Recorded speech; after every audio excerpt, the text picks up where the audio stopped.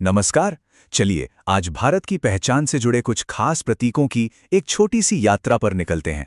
ये वो प्रतीक हैं जो इस बड़े से देश की कहानी बताते हैं, इसकी आत्मा की एक झलक दिखाते हैं। तो तैयार हो जाइए, हम कुछ बहुत ही दिलचस्प बातें जानने वाले हैं। जरा सोचिए, एक ऐसा देश जहां 1 अरब से भी ज्यादा लोग हैं और उनकी अनगिनत कहानियां। तो फिर ऐसी कौन सी चीजें हैं जो इन सबको एक धागे में पिरोती हैं? वो कौन से निशान हैं जो भाषा और संस्कृति से भी ऊपर उठकर हम सबको एक भारतीय होने का एहसास कराते हैं? चलिए आज ऐसे ही कुछ लोगों, जगहों और विचारों को थोड़ा करीब से जानते हैं। तो अपनी इस यात्रा की शुरुआत करते हैं उस दौर से जब आधुनिक भारत अपना आकार ले रहा था। हमारा पहला पड़ाव है राजनीति का वो पहला चैप्टर जहां देश के भविष्य की नींव रखी जा रही थी।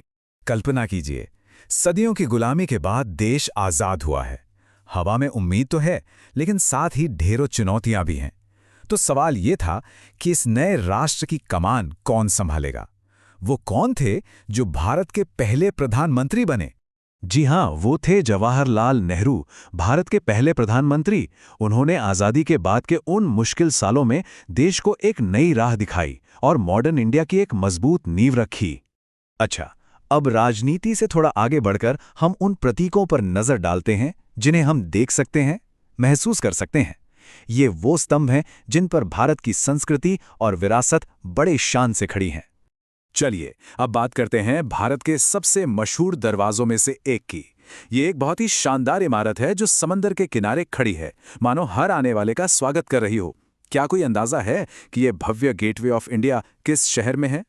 बिल्कुल सही, ये है मुंबई में, सपनों के शहर में। पता है, इसे किंग जॉर्ज पंचम और क्वीन मैरी के भारत आने की याद में बनाया गया था। आज ये सिर्फ एक स्मारक नहीं, बल्कि मुंबई की धड़कन का एक अहम हिस्सा है। तो इमारतों की बात तो हो गई। अब जरा उस जुनून की बात करते हैं जो करोड़ों भारतीयों के दिलों में बसता है, यानी कि खेल। तो बताइए, भारत का राष्ट्रीय खेल कौन सा माना जाता है? ये है फील्ड हॉकी। हाँ, मुझे पता है कि आज क्रिकेट का बोलबाला है, लेकिन एक दौर था जब हॉकी के जादूगर ध्यानचंद और उनकी टीम ने पूरी दुनिया में भारत का डंका बजाया था। हॉकी ने भारत को ओलंपिक में इतने गोल्ड मेडल दिलाए हैं कि इसी वजह से इसे राष्ट्रीय खेल का दर्जा मिला है। खेल के मैदान के जोश से निकलकर अब हम चलते हैं प्रकृति के सबसे ऊंचे और सबसे शानदार नज़ारे की तरफ, उन बर्फीली चोटियों की ओर जो आसमान को छूती हैं। तो सवाल यह है कि भारत की सीमाओं को छूने वाला सबसे ऊंचा पर्वत शिखर कौन सा है? और इसका जवाब है माउंट एवरेस्ट, दुनिया की सबसे ऊंची चोटी और हिमालय की शान। ये प्रकृति की उस जबरदस्त ताकत और खूबसूरती का प्रतीक है जो हमें हमेशा कुछ बड़ा करने के लिए प्रेरित करती है। अब तक हमने उन प्रतीकों की बात की जिन्हें देखा या महसूस किया जा सकता है। अब बारी है उस आवाज को सुनने की जिसे पूरा देश एक साथ गाता है, जो इस राष्ट्र की आत्मा की असली आवाज है। वो कौन से शब्द हैं, वो कौन सी धुन है जिसे सुनते ही करोड़ों भारतीय सम्मान में एक साथ खड़े हो जाते हैं? हमारा राष्ट्रगान जन गण मन, इसे किसने लिखा था? ये महान रचना थी गुरुदेव रविंद्रनाथ टैगोर की। वो सिर्फ एक कवि नहीं, बल्कि एक लेखक, फिलोसोफर और नोबेल पुरस्कार विजेता भी थे। और एक दिलचस्प बात बताऊं, उन्होंने सिर्फ भारत ही नहीं, बल्कि बांग्लादेश का राष्ट्रगान आमार सोनार बांग्ला भी लिखा था। सोचिए, एक ही इंसान, दो देशों की आवाज। तो आखिर ये राष्ट्रगान होता क्या है? देखिए, ये सिर्फ एक गाना नहीं है, ये देश की एकता, उसकी हजारों साल पुरानी विरासत और उसकी कभी न हारने वाली भावना की एक संगीतमय पहचान है। ये वो धुन है जो करोड़ों दिलों को एक साथ जोड़ देती है।